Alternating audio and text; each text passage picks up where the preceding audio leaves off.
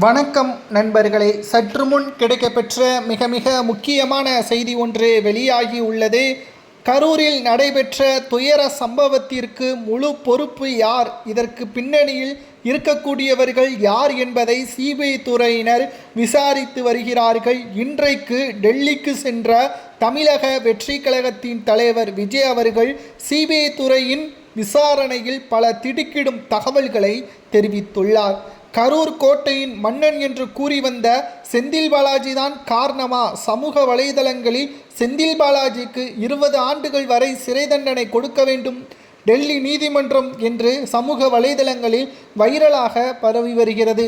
இதை பற்றியும் இந்த வீடியோவில் நாம் முழுமையாக பார்க்க போகிறோம்.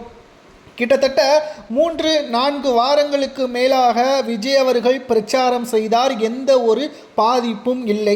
ஆனால் அந்த 3 வாரங்களுமே சரியான இடவசதி கொடுக்கவில்லை தமிழக அரசு, காவல்துறையினர் சரியான பாதுகாப்பை வழங்கவில்லை என்று தொடர்ச்சியாக ஒவ்வொரு பிரச்சார நிகழ்வுகளிலும் விஜய் அவர்கள் தெரிவித்தார். கரூர் சம்பவம் என்பது விஜய் அவர்கள் ஏற்கனவே செந்தில் பாலாஜியை டார்கெட் செய்வார் என்பது திமுகவினர்களுக்கு நன்றாகவே தெரியும். செந்தில் பாலாஜிக்கு ஏற்கனவே அமலாக்கத்துறை அதிகாரிகளது வழக்கு விசாரணையில் உள்ளது. ஜாமீனில் வந்துள்ளார். அமைச்சர் பதவியையும் ராஜினாமா செய்துள்ளார்.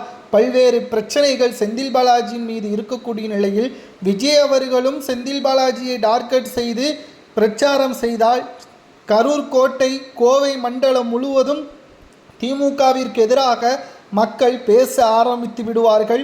இதை மாற்ற வேண்டும் என்பதற்காக செந்தில் பாலாஜி போட்ட திட்டம்தான் என்று விஜய் அவர்கள் சில ஆதாரங்களை சிபிஐ துறை அதிகாரிகளிடம் சமர்ப்பித்திருப்பதாகவும், சிசிடிவி கேமராக்கள் எப்படி செந்தில் பாலாஜி மருத்துவமனைக்கு சென்றார், அங்கு நடந்த சம்பவங்கள், மருத்துவமனையிலிருந்து உடனடியாக ஆம்புலன்ஸ் எப்படி வந்தது, கிட்டத்தட்ட அந்த ஆம்புலன்ஸில் அனைத்திலுமே செந்தில் பாலாஜியின் உருவப்படங்கள் இருந்ததும், இது ஒட்டுமொத்த மாற்றத்தை செந்தில் பாலாஜி அவர்கள் பக்கம் திருப்புவதற்கு, செந்தில் பாலாஜி நல்லவர் என்பதை காமிப்பதற்கு கரூர் சம்பவத்தை நன்றாக பயன்படுத்தி கொண்டார் என்பதை விஜய் அவர்கள் ஆதாரத்துடன் இன்று டெல்லியில் சிபிஐ துறை அலுவலகத்தில் ஆதாரங்களை சமர்ப்பித்திருப்பதாக தகவல்களும் தற்பொழுது கிடைக்கப்பெற்றுள்ளது.